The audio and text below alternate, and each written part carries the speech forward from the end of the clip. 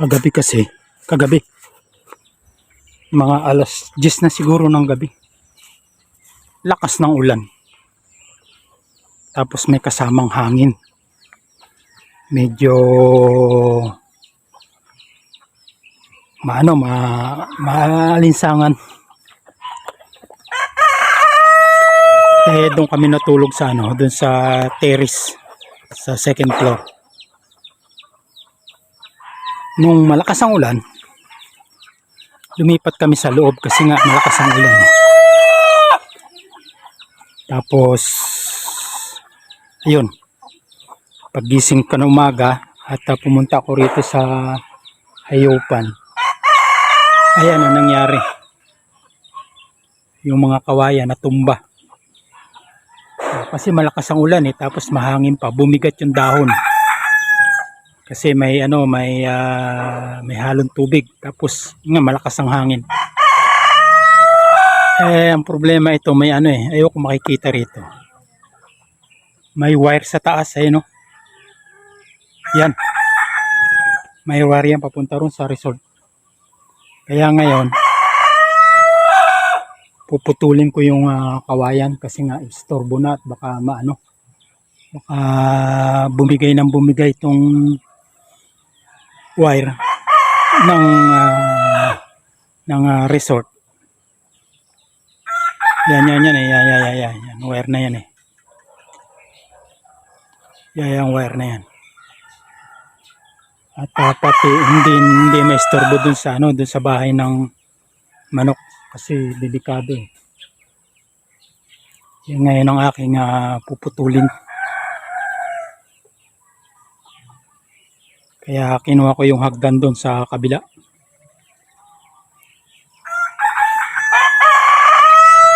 Mahirap yan. Pero okay na, medyo alas 9 na, mag-alas 9 na, medyo basa. Medyo tuyo na yung yung hamog, kaya pwede na akyatin. Malaki nang ipinaba ng wire Kaya umpisahan ko na.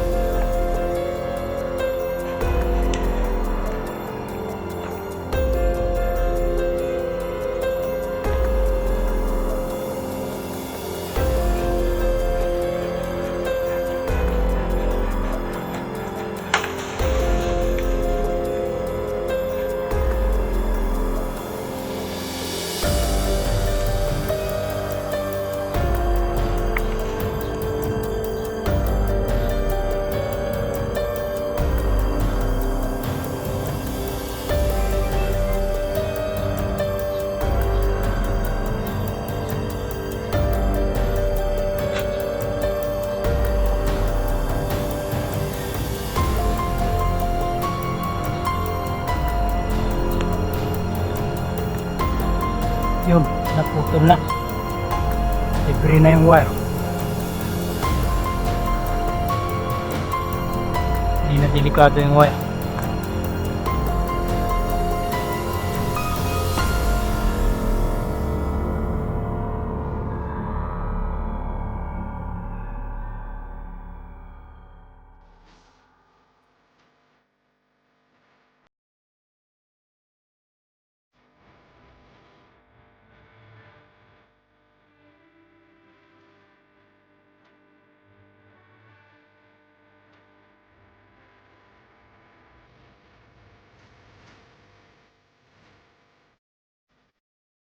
Kung nagtatraktura, siguro mga ano yan, malayo dito siguro mga 1 kilometer na lang. Pero marami namang ano, marami namang nagmamay-ari diyan ng aaraduhang traktor. Siguro ito mga bukas o di kaya sa susunod na araw pa. Kaya dapat, pero matatapos to ngayon eh. Marami akong libangan ngayon. Tatanim ng Madre de Agua. Wala kasing holder sa dalawang gabi ng umuulan. Kaya medyo malamig-lamig na ang pagtatanim ng Madre de Agua. Kasi yung mga tinanim kong Madre de Agua nung nakaraan, lamang yung patay, palibhasa, tag-init. Ilang beses na halos gabi-gabi. Tapos ang pinagdidilig ko yung mga dumi ng dumi ng baboy. Tatlong gabi ng umuulan. Kaya ngayon magtatanim. At tatlong gabi ng medyo malambot ang lupa. Kaya magandang magtanim ngayon. Kaya pwede na magtanim.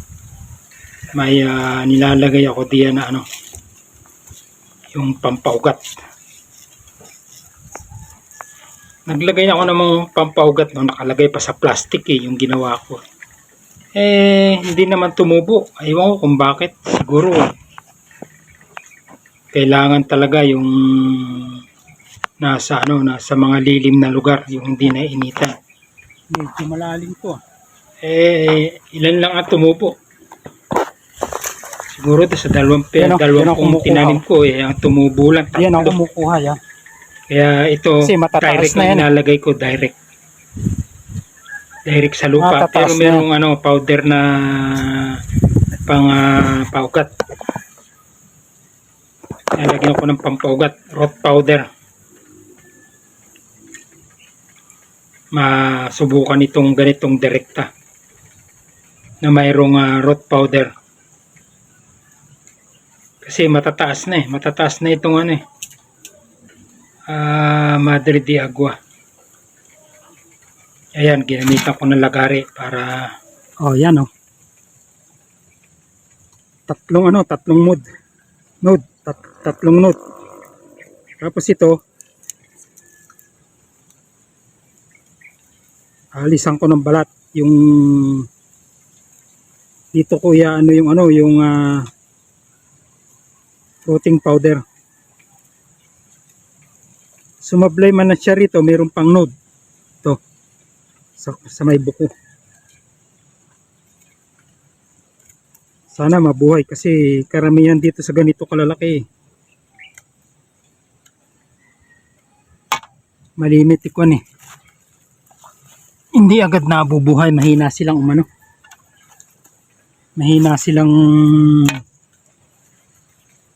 sumibol.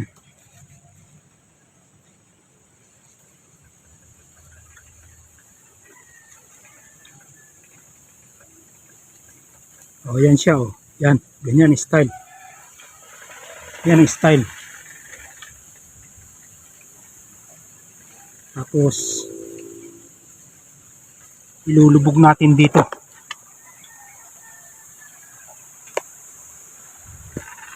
Wala akong wala akong magandang holder.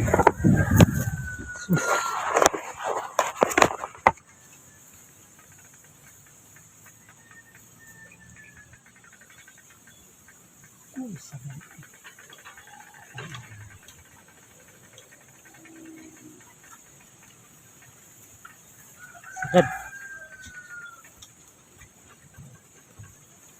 Malalim.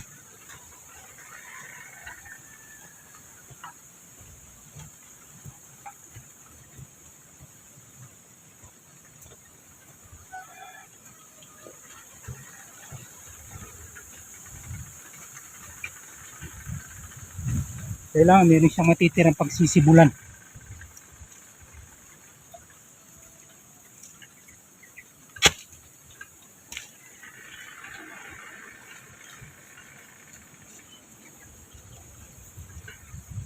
Yan. Yan.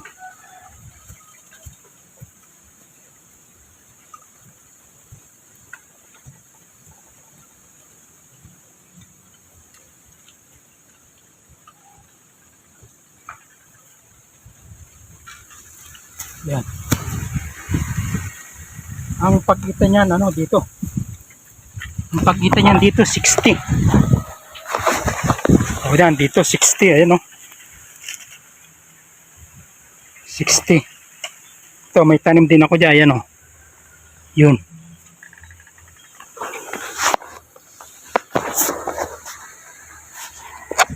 Lampa.